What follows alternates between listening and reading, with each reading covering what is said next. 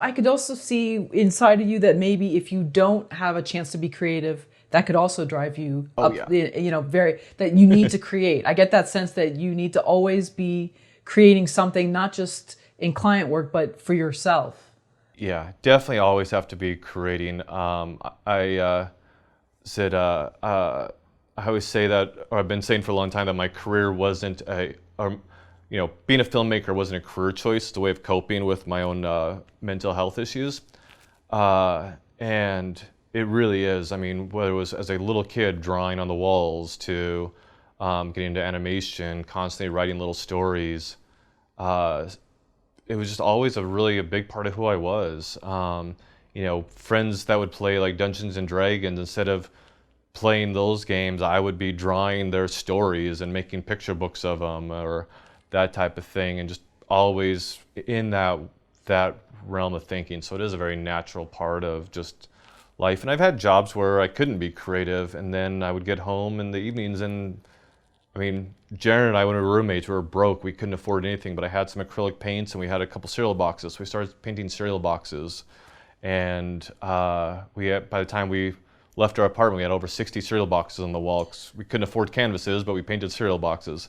Um, Things like that, it's something you have to do. And the beauty of it is, when I was in high school, the short film I did, I had a magical moment. I got a letter, this is before emails.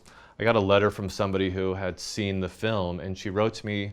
The film was about censorship, and she wrote to me about how it impacted her thoughts on it and changed her way of seeing the debate over censorship that was going on around the era of natural born killers and true romance and gangster rap and all that stuff they were trying to ban.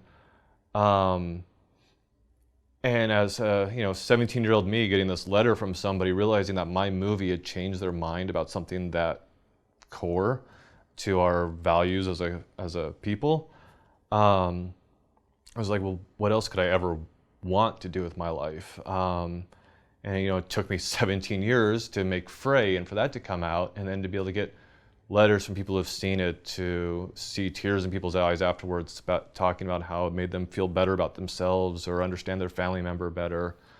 Um, yeah, it's just, to me, if I wasn't doing the creative part is great, and I love that, and I would always do that. But then to be able to use it to try and put some kind of good into the world, which there's not a lot of. So it's like, put some good into the world, make people feel like they understand each other better, make people feel like we're in this together.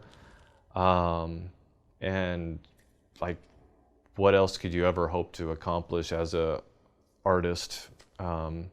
So to me, that's what motivates me to keep going and to keep doing my own films. Because, if somebody else is paying, I might not be able to get away with some of the themes I deal with and that type of thing. If you're answering to somebody, you tend to self-censor. And by the way, I should have rephrased it. I didn't mean that you would go crazy not doing art, but that it seems like that would be something more in your wheelhouse than going to the mall and Oh consumer yeah. Oh culture. totally. That's how I should have probably phrased it. But I appreciate how you Oh good.